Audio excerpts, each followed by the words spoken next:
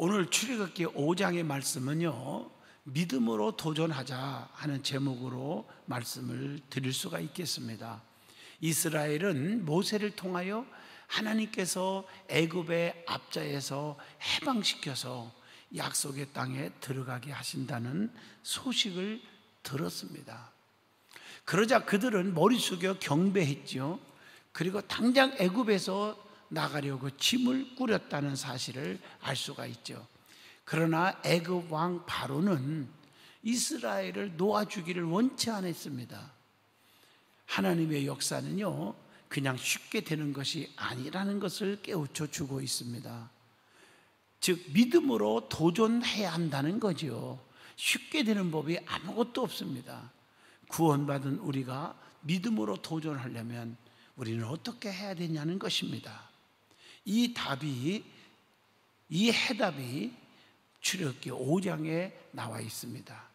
첫 번째로 1절로 9절의 답이 나오죠. 불신과 반대에 부닥쳐도 말씀을 담대히 증거해야 된다 하는 사실입니다. 그 당시 바로는 세계 최대의 강국의 지도자로서 그 권세가 하늘을 찔렀어요. 대단했죠. 지나가는 새도 기침소리만 나도 떨어진다는 그런 것과 같이 권세가 대단했습니다.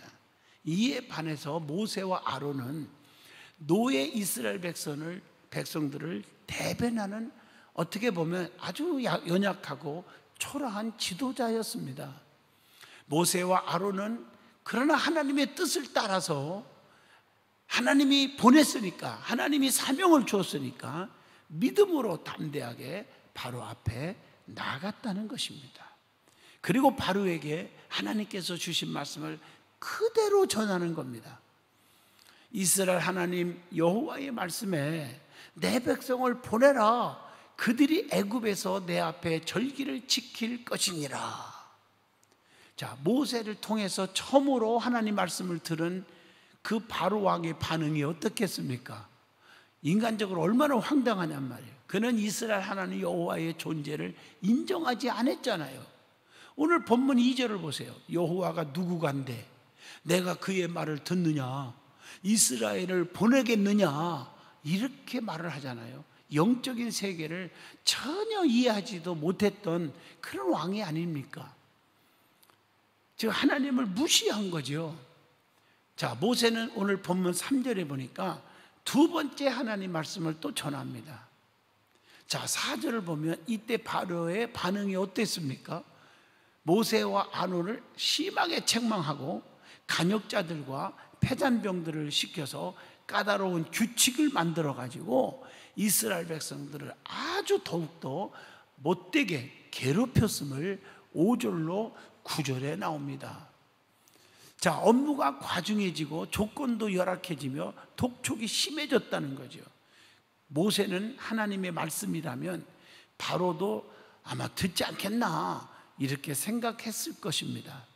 그런데 모세는 하나님의 말씀을 복종했는데도 불신과 반대에 부닥칩니다.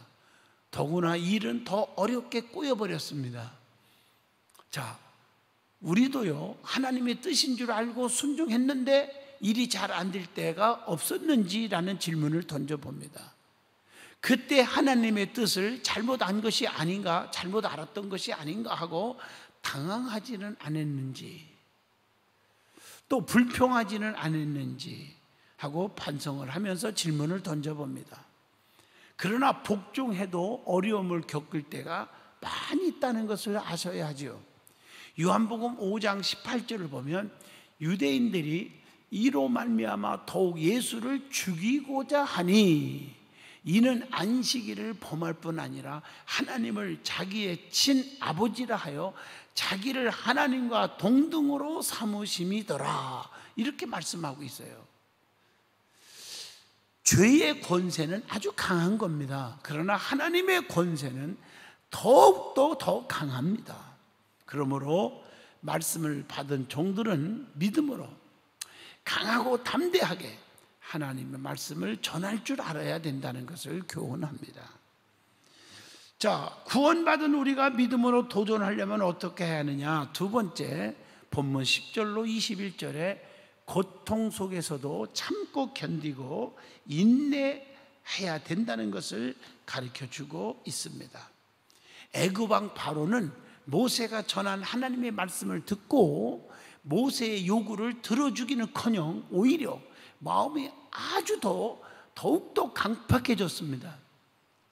여러분, 세상 사람들을 보세요. 우리가 주 안에서 복음을 외치고 열심히 하고 하나님 잘 믿으면 처음에는 안 믿어 하다가 나중에는 핍박이 더 심해지고 강팍해지잖아요. 똑같아요. 간역자, 즉 감독들과 패장, 작업반장이라고 해요. 그 당시에 그들은 바로의 명대로 집을 공급해 주지도 않고 벽돌을, 여러분들이 농사 지면 이렇게 벼농사하고 지푸라기 같은 거 있잖아요. 그걸 넣어가지고 옛날에 보면 흙벽돌을 이렇게 만들었던 기억이 저도 나거든요. 그런데 그것이 있어야 이 벽돌을 만들 수 있는데 그것도 안 주고 벽돌을 전에 만든 것처럼 만들어라. 그리고 책임량을 다 하라고 10절로 11절에 더 과중한 임무를 줘요. 그렇게 핍박을 해요. 그러니까 이스라엘은 곡식 그루터기를 거두어다가 집 대신 사용을 했다고 12절에 나옵니다. 간역자들은 매일같이 와서 책임량을 다 하라고 막 채찍을 가하고, 우리가 영화에서도 보잖아요. 막 독촉을 하는 모습이 나오죠. 엄청나게 두드려 맞잖아요. 만약에 책임량을 다 하지 못하면 작업반장들을 시켜가지고 때리기도 하고 따지기도 하고, 이게 13절로 14절에 나옵니다. 사탄은 오늘날 신자들의 생활을 아주 더욱더 고달프게 하는 것과 똑같은 의미라고 봅니다. 분주하며 시간에 쫓기게 하고 생활이 어려워지게 하고 곤경에 처하게도 하고, 견디다 못한 이스라엘은 어떻게 했습니까? 바로에게 가서 항의까지 하잖아요.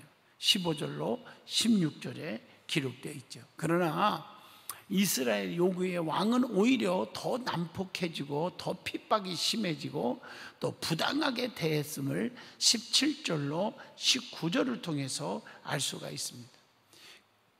그러자 이스라엘은 바로에게 항의하러 들어갔다가 나오면서, 바로가 말을 들어줄 이유가 없잖아요. 그런데 나오면서 모세와 아론을 만나가지고 당신들 때문에 우리가 바로에게 눈의 가시처럼 되었다. 우리가 이렇게 더 순환을 겪고 있다. 왜 그렇게 했느냐 하고 원망을 합니다. 여러분 한번 생각해 보세요. 백성들 나중에도 나오지만 출애굽할 때도 모세를 원망하고 하나님 원망하고 그렇게 기적을 베푸는데도 또 원망하고, 그게 인간의 모습이라고 생각해요. 사실 모세와 아론이 무엇 때문에 이렇게 했습니까? 고통받는 이스라엘 백성들을 구해내려고 한 거 아니겠습니까? 그런데도 그걸 몰라주고 너희들 때문에 바로가 더 강팍해졌고 우리에게 힘들게 한다고 그래요. 여러분들 보세요. 여러분들 이 교회 때문에 뭐가 되고 뭐가 어떻고 이렇게 핍박할 때 여러분들이 목사나 장로님이나 성도들을 만나가지고 당신들이 예배드리니까 당신들이 예배드리라고 하니까 이렇게 됐나, 이렇게 말하는 믿음 빵점자들의 얘기와 똑같은 것입니다. 우리는 하나님의 뜻을 몰랐고 하나님과의 약속, 창세기 46장 3절이잖아요. 그 엄청난 약속을 잊었기 때문에 그런 행동을 했다고 보는 거죠. 하나님과의 생생한 만남이 없었기 때문에, 불신앙 때문에 그렇게 말을 한 거 아니겠습니까? 그래서 주의 종 앞에 대들고 원망하고 핍박을 한 것이죠. 역경이 올 때 낙심부터 하는 것은 하나님과 개인적인 만남이 없기 때문이 아닌가라고 믿습니다. 사실 모세는 자기 때문에 동족이 더 큰 괴로움을 당하자 마음이 얼마나 상했겠어요. 모세 자신도 얼마나 마음이 아팠겠어요. 그러나 모세는 그러한 큰 고통 속에서도 참고 견디고 인내했다는 사실입니다. 자, 세 번째입니다. 우리가 믿음으로 도전하려면 어떻게 해야 되느냐는 거예요. 22절로 본문 23절까지 나오죠. 낙심하지 말고 기도해야 한다 하는 사실입니다. 우리 믿음의 사람들은 좌절하고 포기하고 그거 주님이 좋아하지 않습니다. 이스라엘 백성은 바로가 오히려 잔혹하게 학대하자 결정적으로 모세와 아론을 그저 원망하기 시작합니다. 그렇지 않아도 모세와 아론은 자기들 때문에 동족이 더 큰 괴로움을 당하는 바로의 핍박을 당하고 바로를 통해서 고통을 받는 걸 보고 마음이 크게 상했는데, 자기 동족까지 와서 원망하고 그러니까 너무 힘들지 않겠어요? 참으로 견디기가 너무 힘들었어요. 여러분, 어떻게 보면 모세의 심정을 저는 목회자들하고 비교해 봅니다. 저부터 시작해서 어떤 때는 눈물로 성도들 잘 되기 위해서 기도해 주고 신앙 잘하기 위해서 권면하는데, 그걸 알아주지 못하고 교회 열심히 하면 돈이 다 생깁니까? 밥을 먹여줍니까? 하는 스타일로, 기도해도 아무게 안 나타나네요. 이렇게 원망하는 그런 모습과 똑같지 않느냐 생각을 해봅니다. 모세도 마찬가지, 너무 힘들었을 겁니다.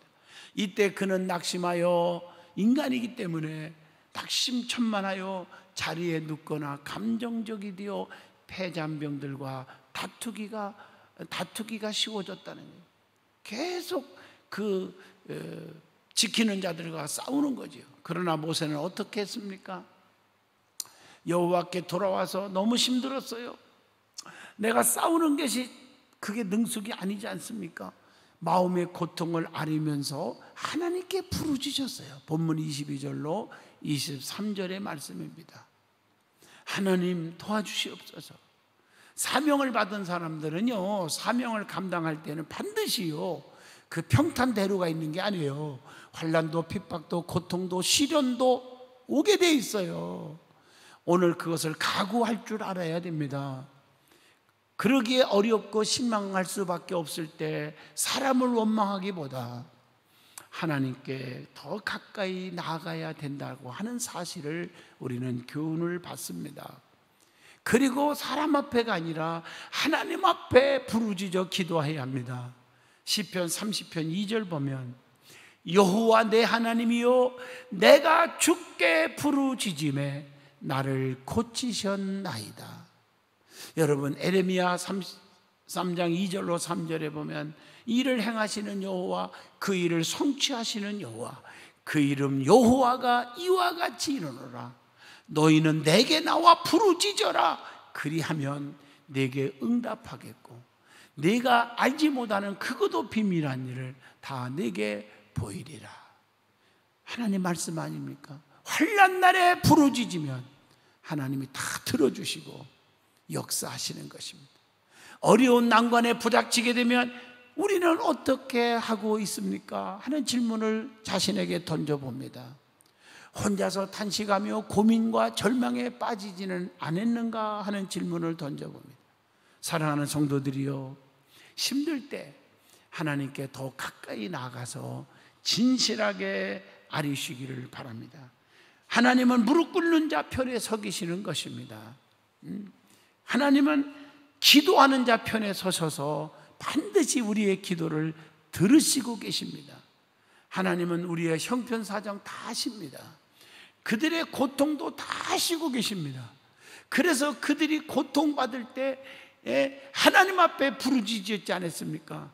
그래서 하나님께서 이드로의 양무리를 치고 있는 모세를 사용하시는 거 아닙니까? 아론을 사용하신 거 아닙니까? 우리는 이 사실을 절대로 잊어서는 안 됩니다. 낙심하지 마세요. 기도하세요. 이제 반드시 이 땅 위에 하나님의 뜻을 이루는 섭리도 있을 것 같아요. 저는요, 먼 훗날에 아마 답이 나올 것 같습니다. 잘 극복하다 보면 전화위복의 기적이 일어날 거고, 이 대한민국, 자유 대한민국 하나님이 지켜주실 것이고, 이 코로나 전염병에서도 빨리 종식될 것이고, 하나님의 은총이 임할 줄로 믿습니다. 전 세계 사람들이 대한민국 국민들을 향해서 오뚜기 같다 이런 말을 제가 많이 듣거든요. 애국에 가서도요. 사실은 맞습니다. 잘 일어납니다. 잘 극복합니다. 과거에 IMF가 터졌을 때도 그냥 금모으기 운동부터 시작해서 얼마나 잘 극복합니까? 오뚜기처럼 딱 서잖아요. 세계 강국으로 도약질하고 있지 않습니까? 지금 홍수가 났어도 금방 일어날 겁니다. 이 코로나 바이러스 금방 극복될 겁니다. 하나님 앞에 기도하시고 그동안 인내하시고 조심조심 또 조심하시면서 건강하시기를 주의 이름으로 축복합니다.